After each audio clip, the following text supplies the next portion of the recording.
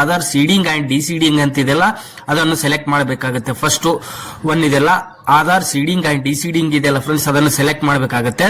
Select ಮಾಡಿದ ಮೇಲೆ ನೋಡಬಹುದು ಫ್ರೆಂಡ್ಸ್, ಇಲ್ಲಿ ರಿಕ್ವೆಸ್ಟ್ ಫಾರ್ ಆಧಾರ್ ಅಂತಿದೆ ನೋಡಬಹುದು ಫ್ರೆಂಡ್ಸ್. ಇಲ್ಲಿ ಆಧಾರ್ ಸೀಡಿಂಗ್ ಡಿಸೀಡಿಂಗ್ ಅಲ್ಲಿ ನೋಡಬಹುದು ಫ್ರೆಂಡ್ಸ್, ಇಲ್ಲಿ ಭಾರತ್ ಆಧಾರ್ ಸೀಡಿಂಗ್ ಡಿಸೀಡಿಂಗ್ ಅಲ್ಲಿ ನೋಡಬಹುದು ನಾವು. ಇಲ್ಲಿ ಆಧಾರ್ ಸೀಡಿಂಗ್ ಡಿಸೀಡಿಂಗ್ ಅಂತಿದೆಲ್ಲ ಫ್ರೆಂಡ್ಸ್, ಅದನ್ನು ಸೆಲೆಕ್ಟ್ ಮಾಡಿದ ಮೇಲೆ ನೋಡಬಹುದು ಫ್ರೆಂಡ್ಸ್, ಇಲ್ಲಿ ನಮ್ಮ ಆಧಾರ್ ಕಾರ್ಡ್ ನಂಬರ್ ಹಾಕಿ ಕೆಳಗಡೆ ರಿಕ್ವೆಸ್ಟ್ ಫಾರ್ ಆಧಾರ್ ಅಂತಿದೆ. ಬನ್ನಿ ಫ್ರೆಂಡ್ಸ್, ನಾವು ಇವಾಗ ಇಲ್ಲಿ ನಮ್ಮ ಆಧಾರ್ ಕಾರ್ಡ್ ನಂಬರ್ ಹಾಕಬೇಕಾಗುತ್ತೆ.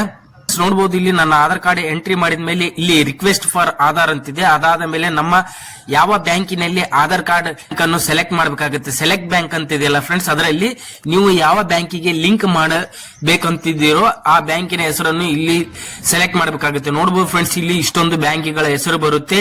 ನಿಮ್ಮ ಬ್ಯಾಂಕ್ ಖಾತೆ ಯಾವ ಬ್ಯಾಂಕಿನಲ್ಲಿದೆ ಆ ಬ್ಯಾಂಕ್ ಹೆಸರನ್ನು ಸೆಲೆಕ್ಟ್ ಮಾಡ್ಕೋಬೇಕಾಗುತ್ತೆ. ಬನ್ನಿ ಫ್ರೆಂಡ್ಸ್, ನಾನು ಇವಾಗ ನನ್ನ ಬ್ಯಾಂಕ್ ಹೆಸರನ್ನು ಸೆಲೆಕ್ಟ್ ಮಾಡ್ತಾ ಇದ್ದೇನೆ. ಅದೇ ತರ ನೋಡುವ ಫ್ರೆಂಡ್ಸ್, ಇಲ್ಲಿ ಸೀಡಿಂಗ್ ಟೈಪ್ ಇದೆ, ಫ್ರೆಶ್ ಆಗಿ ಅಥವಾ same bank with another account ಅಥವಾ from one bank to one bank. ಅದೇ ತರ ನೋಡಬಹುದು ಫ್ರೆಂಡ್ಸ್, ಇಲ್ಲಿ ನಾನು ಒಂದು ಬ್ಯಾಂಕಿನಿಂದ ಇನ್ನೊಂದು ಬ್ಯಾಂಕಿಗೆ ಆಧಾರ್ ಕಾರ್ಡ್ ಲಿಂಕಿಂಗ್ ಅನ್ನು ಸೆಲೆಕ್ಟ್ ಮಾಡ್ತಾ ಇದ್ದೇನೆ.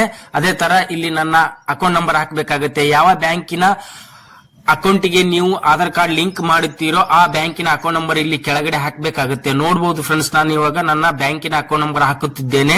ಫ್ರೆಂಡ್ಸ್, ಇಲ್ಲಿ ಚೆಕ್ ಬಾಕ್ಸ್ ಇದೆಲ್ಲ ಫ್ರೆಂಡ್ಸ್, ಅದನ್ನು ಸೆಲೆಕ್ಟ್ ಮಾಡಬೇಕಾಗುತ್ತೆ. ನೋಡಬಹುದು ಫ್ರೆಂಡ್ಸ್, ಇಲ್ಲಿ ಒಂದು ಚೆಕ್ ಬಾಕ್ಸ್ ಇದೆಯಲ್ಲ ಫ್ರೆಂಡ್ಸ್, ಅಗ್ರಿಮೆಂಟ್ ರೈಟ್ ಮಾಡಬೇಕಾಗುತ್ತೆ. ಇಲ್ಲಿ ನೋಡಬಹುದು ಫ್ರೆಂಡ್ಸ್, ಇಲ್ಲಿ ಅಗ್ರಿಮೆಂಟ್ ಒಂದು ಚೆಕ್ ಬಾಕ್ಸ್ ಇದೆಯಲ್ಲ ಅದನ್ನು ಸೆಲೆಕ್ಟ್ ಮಾಡಿಕೊಂಡು ಇಲ್ಲಿ ಒಂದು ಕ್ಯಾಪ್ಚರ್ ಕೋಡ್ ಇದೆ ಫ್ರೆಂಡ್ಸ್. ನೋಡಬಹುದು ಇಲ್ಲಿ ಕೆಳಗಡೆ ಒಂದು ಕ್ಯಾಪ್ಚರ್ ಕೋಡ್ ಇರುತ್ತಲ್ಲ, ಆ ಕ್ಯಾಪ್ಚರ್ ಕೋಡ್ ಅನ್ನು ಸರಿಯಾಗಿ ಹಾಕಿ ಕೆಳಗಡೆ ಸಬ್ಮಿಟ್ ಅಂತಿದೆಯಲ್ಲ ಫ್ರೆಂಡ್ಸ್, ಅದನ್ನು ಕೊಡಬೇಕಾಗುತ್ತೆ. ನೋಡಬಹುದು ಫ್ರೆಂಡ್ಸ್, ಇಲ್ಲಿ ನಾವು ಇವಾಗ ಸಬ್ಮಿಟ್ ಅನ್ನು ಕೊಟ್ಟ ಮೇಲೆ ಟರ್ಮ್ಸ್ ಅಂಡ್ ಕಂಡೀಷನ್ ಅಕ್ಸೆಪ್ಟ್ ಕೇಳ್ತಾ ಇದೆ. ಇಲ್ಲಿ ಕಾರ್ಡಿಗೆ ಯಾವ ಮೊಬೈಲ್ ನಂಬರ್ ಲಿಂಕ್ ಇರುತ್ತೆ ಆ ಮೊಬೈಲ್ಗೆ ಒಂದು OTP ಬರುತ್ತೆ.